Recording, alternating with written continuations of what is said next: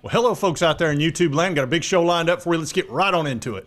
All right. Yeah, Connor is not happy with Sonny Dykes, not in the slightest. And he has responded to Sonny's comments that basically they knew that Connor and Michigan had their signs and signals during the semifinal game a couple years ago, and that they reversed the plays and changed the plays and had new signs, and it confused the crap out of Michigan. It's one of the reasons they won.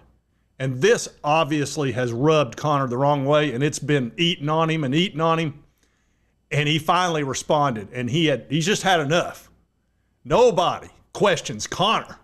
And this story came out today. It says Connor Stalions fires back at Sonny Dykes as Michigan knew almost every signal against TCU and Georgia. Now I'm going to show you a video clip of what actually got all this started, and this was a while back. I'd actually covered it, and Sonny Dykes went on the hot mic without kick and talked to two guys and kind of explained it. I'll let you actually hear it yourself. Then I'll show you Connor's response, which was he's not happy. Michigan, took it to a different level is what it sounds like to me, and certainly what we heard. And so we made a couple of changes. Wasn't anything earth-shattering. Made some changes to kind of protect our offense and defense, from them, and as we played in that semifinal game. And I think it certainly helped us. And I don't know that we would have been able to win that game had we not gotten some of that information. So, and it can be as simple as just having a dummy call or a dummy sign. And was there a play that comes to mind where you knew you got them on a sign that they thought a play was coming, but it really wasn't that play? Oh, I can't think of anything specific, but there was some times where, we got into a formation and we checked, did a check with me on the sideline and signaled in a dummy call, and they signaled in a call. And we didn't change the call to the signal. And I think that there was the assumption maybe that it had been, or it certainly looked that way. Right. It's speculation on my part, but one or two, I think, plays in the ball game probably resulted from that. Again, it's hard to say that for sure, but I think we can speculate that way. And one or two plays is about, one or two of the 5 or 6 that determine a football game. Yeah. Well, very, very smart by you and your coaching staff. I am curious, though, and we don't know this and we haven't read the notice of allegation, but we're seeing some reports coming out of it. If it comes out that, and you mentioned this was a little bit above and beyond as opposed to what you see with normal sign stealing in college football, if in some way it's released that other programs believe they were affected, teams that Michigan was not even playing, but were going to be affected positively by if they lost in the playoff race, how much worse do you think that is from a coaching standpoint? Oh, I think it's like anything. I mean, look, we have so much on our plates right now that we have to kind of move on. I think we all know that things happen sometimes in college football that maybe we're not comfortable with, and you hope at some point that it's taken seriously and investigated, and you hope at some point that if they decide to punish a school, and I'm not talking about Michigan specifically, any school really for that matter, that it has teeth, just to encourage people to not do it. And I think that's been probably part of our biggest issue in college football has been when we found programs, guilty of violations, that there really hasn't been anything that's encouraged them significantly enough not to do those violations or commit those violations again. And so you just hope that at some point, whether, like I said, it's Michigan or whomever, that finds some wrongdoing within the program, that there's something with teeth to encourage programs to do things the right way. And yeah, that's the interview that got Connor upset. And obviously, like I said, it's been weighing on him for a while. And those two guys that were interviewing Sonny are sharp as a tack. If Connor, you ever go on that show, you'd better be prepared, buddy, because I can tell you right now, they'll dissect you. You're not going to be able to pull any nonsense on them. That hot mic's an excellent show. Anyway, what that second question was at the end, that was obviously the concern that Michigan had sent signals and signs to a team that could knock another team or two out of the playoff mix. I wonder who that can be. And there's a lot of speculation, of course, that South Carolina had received signals and signs, or at least maybe an analyst there. And they magically, out of nowhere, beat Tennessee and Clemson and scored 9 straight touchdowns against Tennessee. 9 times. 9 times. Even though they'd only scored 16 points in the 2 previous games combined.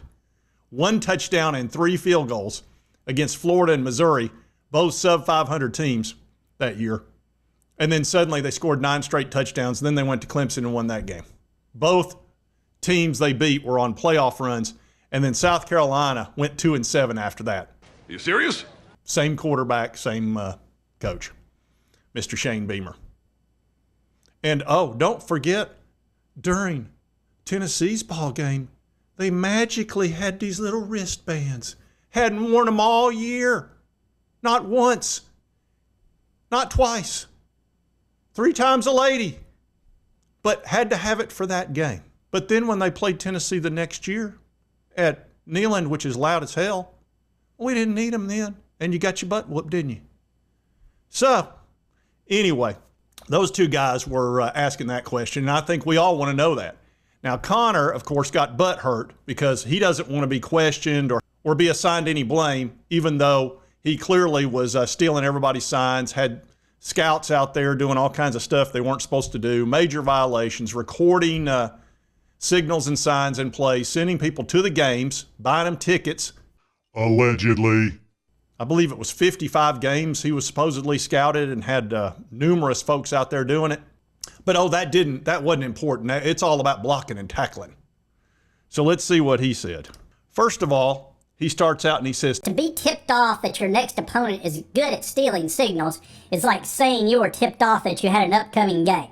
To save everybody's time, so we can move on from the same recycled story from Coach Dykes, I'll provide some more details and we can wrap this up. We lost because we turned the ball over and had a poor game tackling. And TCU played well. Congratulations. The same way we won the Natty when I was not with the program, by the way. Because we blocked well, tackled well, and took care of the rock. Welcome to the game of football. well, then why did you steal the signs and go to all that trouble if it's all about blocking and tackling, Connor? Answer me! Yeah, answer me. Yeah. Why spend all that money? Why spend all your vacuum money that you'd been collecting, selling used vacuums? Why would you waste all that money? I said, don't disturb you, I'm cleaning my room. Buying all those super expensive tickets to record people's signs and signals. It's just blocking and tackling, people. That's all this is. How dare you question him? He's an upstanding member of the coaching society. I'm offended for him. Back to Connor's words of wisdom. Since people are so intrigued by signals, the entire air raid communication system is the offensive coordinator signaling the quarterback, then the quarterback signaling the receivers, etc. They're all the same signals. TCU kept everything from the coordinator to the QB the same, but had dummy signals and sub-new signals to the quarterback. But that didn't matter because I'm watching the coach and seeing what they changed in real time. Similar to Ohio State changing their signals, they changed their route concepts and some run concepts, not their formations and pass protection signals, which is all I cared about. To say anyone fooled me is admitting that you have no idea how signal deciphering and protections work. No team has ever changed signals, meaning they don't recycle the same signal to have a different meaning because that would confuse the 18-year-olds on the field more than it would confuse me. They simply create new signals, and if I see a new signal, I'm not guessing what it means. There were games where I relayed information 0% of the time and all the way to 99% of the time. No one is forcing you to signal. Why, Rutgers and Minnesota huddled. They didn't signal. Nebraska didn't signal until the second quarter when they were down 14-0. Even we, Michigan, didn't signal on offense. If you don't want teams to steal your signals, then don't signal. So in other words, change your offense entirely when you play my team because I already got your signals, and that means you can't go fast. You'd better slow down and huddle so our defense has time to prepare and get ready, and you can't ever catch us off guard. So in other words, change everything you do on offense, especially if you're a fast offense, and there'll be no trouble with me and Michigan. Think that through, people. Think that through. So he is completely manipulating the game. because he's saying, hey, I'm going to steal your signals. There's nothing you can do about it. You got to change everything you do on offense and defense to be able to deal with me. And if you'll just do that, you'll have no trouble. Oh my, this guy. Holy crap, this guy. Serenity now! Lives in his own world. He said there's really no other advantage unless you're trying to prevent a sub or it's a 2-minute, basically a 2-minute drill. A lot of teams use a 2-minute drill all the time. Tennessee, for example. Tons of teams go fast now. That's a big part of their offense.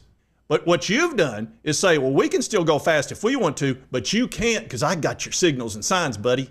Then he went on here and he said some crap about, there were 7 games in my time at Michigan where I knew almost every signal the whole game. And he lists them down. And he said, and we lost 3 of them. Georgia Georgia overwhelmed them, even though they may very well have had their signs.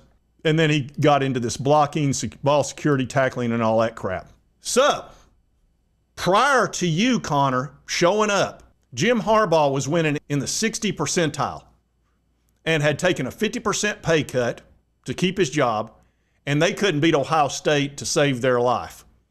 So going from the mid-60s in winning percentage, you showed up and they magically went to 90% like that. The gamblers in Las Vegas all started losing money who didn't bet on you. Normally it was around 50% betting. They started winning 67% if you bet on Michigan. And realize Las Vegas changes their lines every week. So they couldn't catch up with Michigan. But it's all blocking and tackling. That's all it is. Come on, people. This is not rocket science. It's exactly what he says here at the end. That's football, not rocket science. You got to love it. The audacity. Here's what it boils down to. This guy took sign stealing to a whole nother level, to a level we've never seen before. Recording signs and signals, sending people to football games. Not only his opposition, but teams that could get in his way in the playoff that was set up for 4 teams only. And he knew darn well Clemson or Tennessee could get in their way. So not only did he screw over everybody in the Big Ten, he screwed over Clemson and Tennessee. In my opinion. This guy. Something else.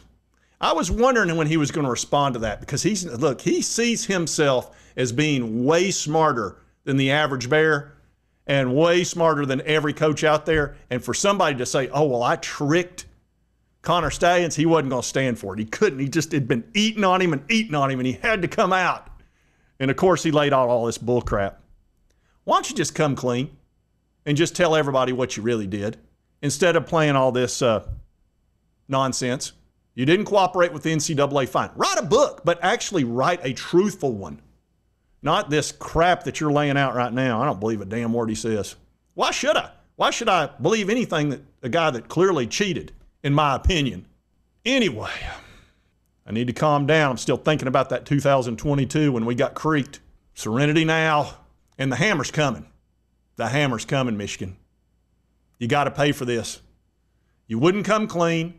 You could have probably worked out something with the NCAA where it wouldn't be so bad. I think you're going to get a 2-year bowl ban.